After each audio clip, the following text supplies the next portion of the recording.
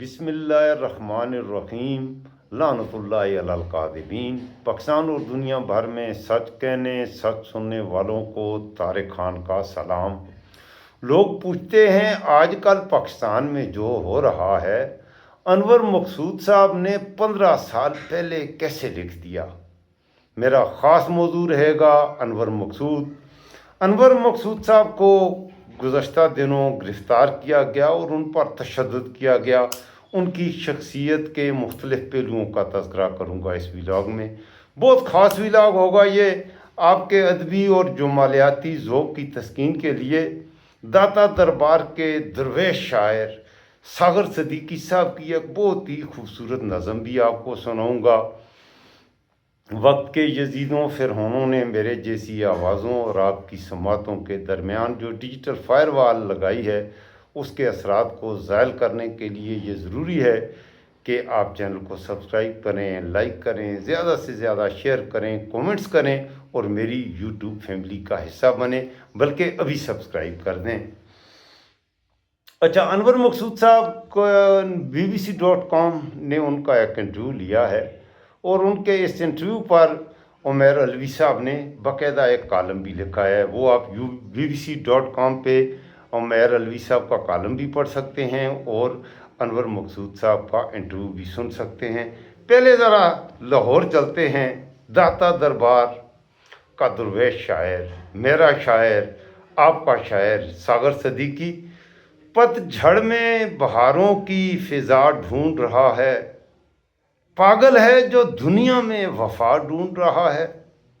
खुद अपने ही हाथों से वो घर अपना जला कर अब सर को छुपाने की जगह ढूंढ रहा है। कल तक तो ये शख्स ज़या बांट रहा था, क्यों दिन के उजाले में दिया ढूंढ रहा है। शायद कि अभी उस पे ज़वाल आया हुआ है। जुगनू जो अंधेरों में ज़या ढूंढ रहा है। कहते हैं कि हर जा पर ही मौजूद है खुदा, ये सुन के वो पत्थर में खुदा ढूंढ रहा है। उसको तो कभी मुझसे मोहब्बत ही ना थी, उसको तो कभी मुझसे मोहब्बत ही नहीं थी, क्यों आज वो फिर मेरा पता ढूंढ रहा है।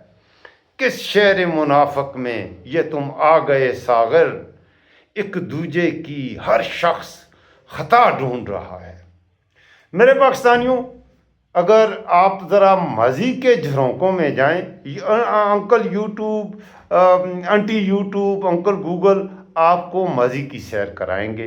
पाकिस्तान में तंज़ो मिज़ाह का ज़िक्र हो और अनवर मकसूद का नाम ना आए, ऐसा मेरे ख़्याल में तो मुमकिन ही नहीं। 50-50, शोशा, आंगन टेढ़ा, हाफ प्लेट और लूज टॉक जैसे प्रोग्रामों के ज़रिए उन्होंने कई दहाइयों तक पाकिस्तानी मुआशरे, सियासत और रोज़मर्रा ज़िंदगी को तंज़ो मज़ाह का मौजू बनाया। लेकिन उस वक्त जो हुआ वो तो हुआ, हर तरफ अनवर मकसूद था। लेकिन आज इस वक्त अनवर मकसूद टीवी के लिए कुछ भी नहीं लिख रहे, न थिएटर के लिए न कोई ड्रामा। लेकिन इसके बावजूद 15 साल कबल ख़त्म होने वाले उनके प्रोग्राम, ख़ास तौर पर लूज टॉक के क्लिप्स आज भी पाकिस्तान के सोशल मीडिया पर चलते हैं। आए दिन लूज टॉक की वीडियोज़ सोशल मीडिया पर वायरल होती हैं, जिसकी अनवर मकसूद के मुताबिक सबसे बड़ी वजह हालात का न बदलना है।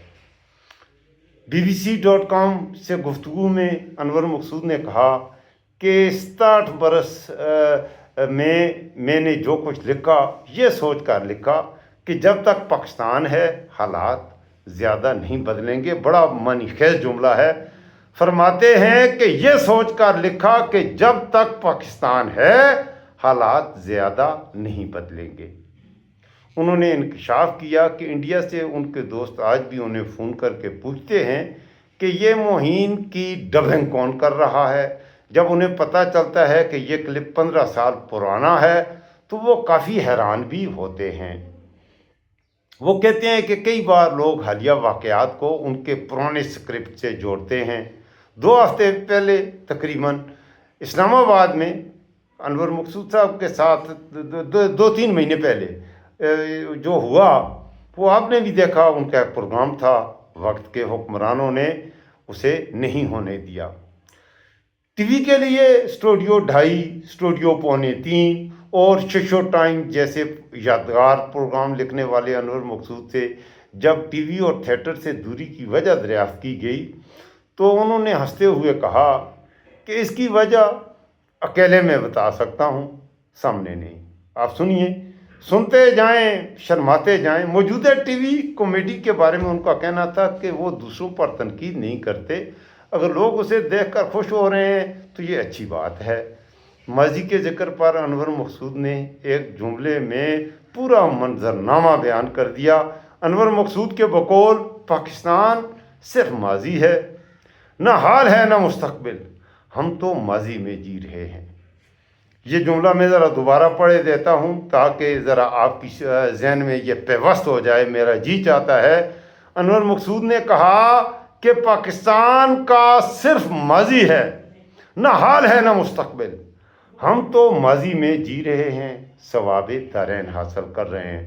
انور مقصود نے اپنے کیریئر کے آغاز کے بارے میں بات کرتے ہوئے کہا کہ تعلیم مکمل کرنے کے بعد انہیں سفارش پر ایک بینک میں نوکری بھی مل گئی تھی، لیکن ان کا اصل شوق اس وقت مصوری تھا۔ میری پہلی پینٹنگ ایگزیبیشن 1958 میں ہوئی تھی جب کراچی دارالحکومت تھا۔ آج بھی میرے گھر کا خرچہ بڑی حد تک میری پینٹنگ سے ہی چلتا ہے۔ شوبز میں اپنی اتفاقیہ آمد کا ذمہ دار انہوں نے معروف براڈ کاسٹر ضیاء محی الدین صاحب کو قرار دیا، جن کے ساتھ وہ برج کھیلا کرتے تھے۔ انہوں نے مجھ سے کہا کہ برج کی میز پر تم جو باتیں کرتے ہو وہی میرا سکرپٹ ہے، تم پروگرام لکھو۔ بعد میں ارشد محمود اور شعیب منصور ان کے پاس 50-50 کا سکرپٹ لکھوانے آئے۔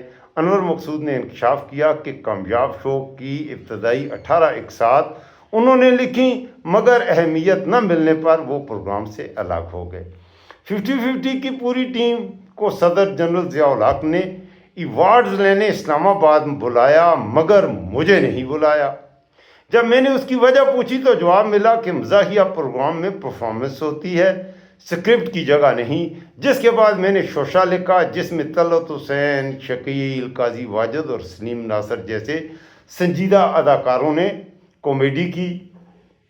ضیاء محی الدین شو کے ذریعے شو بز میں انڈسٹری میں آنے والے انور مقصود نے اس سے بھی پہلے بطور اداکار بھی قسمت آزمائی کی تھی، لیکن سکرپٹ رائٹنگ اور ہوسٹنگ کی وجہ سے وہ اس سے دور ہو گئے۔ اس کے باوجود انہوں نے 50-50 کے خاکوں کے علاوہ بھی ستارہ اور مہر النساء، فنونی لطیفے، نثری گانے اور 32 مارچ سمیت کئی ڈراموں میں اداکاری بھی کی۔ اداکاری پر ہوسٹنگ اور رائٹنگ کو فوقیت دینے کی وجہ بتاتے ہوئے انور مقصود کا کہنا ہے کہ لکھنے والوں کو اداکاری نہیں کرنی چاہیے۔ چند ڈراموں اوور پلے میں کام کیا، مگر اب مزہ خاموشی میں آتا ہے، جتنا لطف خاموشی میں ہے بات کرنے میں نہیں ہے۔ اچھا، انور مقصود نے جہاں ضیاء الحق اور پرویز مشرف کے دور میں سیاسی طنز لکھا، وہیں جمہوری ادوار میں بھی ان کا قلم نہیں رکا۔ البتہ ان کے مطابق سب سے مشکل دور جمہوریت کا ہوتا ہے۔ مرشلا میں صرف ایک آدمی آپ کے خلاف ہوتا ہے، جمہوریت میں سبھی خلاف ہو جاتے ہیں، مگر بڑی سے بڑی اور بری سی بری جمہوریت بھی اچھی ہے اور امریت سے بہتر ہے، یہ ہے انور مقصود کا کہنا۔ انور مقصود اور معین اختر کے ساتھ 4 دہائیوں کا تھا۔ معین اختر مجھے بھی دیکھیں، انور مقصود، معین اختر اور بشریٰ انصاری، یہ میں اپنے نوجوانوں کو مشورہ دیتا ہوں، ان کے جو کلپس آپ کو ملیں دیکھیں، آپ کو بہت کچھ سیکھنے کا ملے گا۔ اگر آپ کو بات کرنے کا سلیقہ نہیں آتا، آ جائے گا۔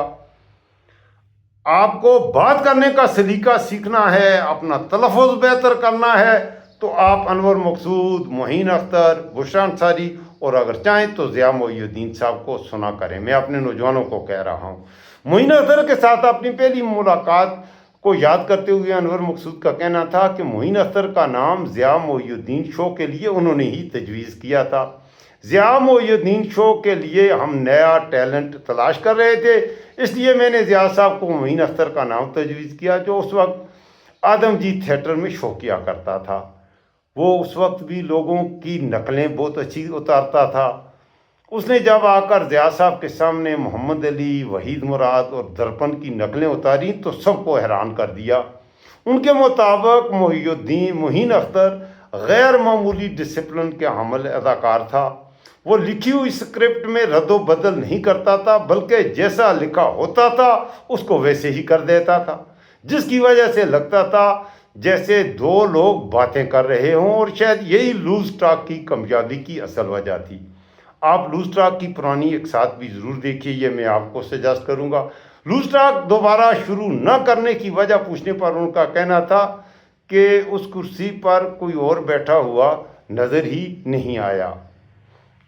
انور مقصود نے ٹی وی کے ساتھ ساتھ تھیٹر کے لیے بھی درجن بھر سے زیادہ ڈرامے لکھے، لیکن اس وقت جو پاکستانی تھیٹر کی حالت ہے، اس پر وہ افسوس کا اظہار کرتے ہیں۔ میں کئی مرتبہ حکومت سے کہہ چکا ہوں کہ کراچی جیسے شہر میں تھیٹر کو فروغ دینے کے لیے ضروری ہے کہ کمیونٹی سینٹر بنائیں، تاکہ لوگ اپنے علاقوں میں تھیٹر دیکھ سکیں۔ شہر میں ٹیلنٹ بہت ہے، لیکن اس کو دیکھنے کی جگہ نہیں۔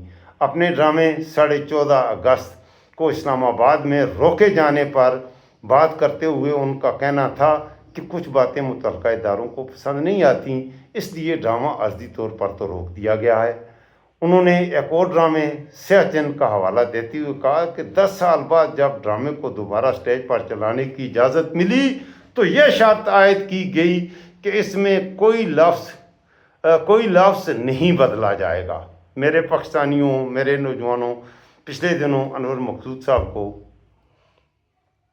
پکڑا گیا کراچی میں، اور پیپل پارٹی کی حکومت نے 1 ہفتے تک ان پر تشدد کیا جاتا رہا۔ اب آگے میں آپ پر چھوڑتا ہوں، اس حوالے سے اپنے کومنٹس میں ضرور لکھیے۔ انور مقصود ایک بہت ہی عظیم پاکستان کے میرے خیال میں لکھنے والے ہیں، اور طنز لکھنے میں تو وہ انتہائی اعلیٰ درجے پر ہیں۔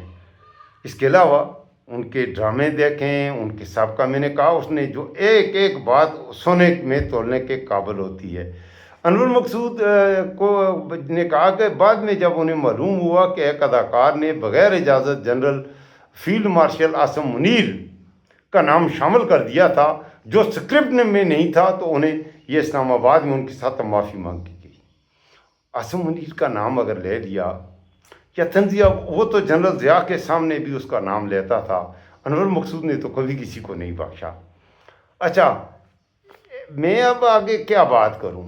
انتہائی افسوسناک سچویشن ہے کہ انور مقصود صاحب کو پکڑا گیا اور تشدد کا نشانہ بھی بنایا گیا۔ اس وقت میں بات ختم کروں گا، بہت سے سیاسی موضوعات ہیں جن پر بات کروں گا اگلے ویلاگ میں، خاص طور پر گلگت بلتستان میں جو تماشا لگا ہوا ہے، اس پر ہنسا جائے یا رویا جائے، مجھے تو سمجھ نہیں آتی۔ آپ مجھے بتائیے گا۔ اپنا خاص خیال رکھیے گا۔ اگر آپ کو میری یوٹیوب چینل پسند آ رہا ہے تو چینل کو سبسکرائب کر کے میری یوٹیوب فیملی کا حصہ بنیں۔ اس وقت دیجیے مجھے اجازت۔ اللہ حافظ۔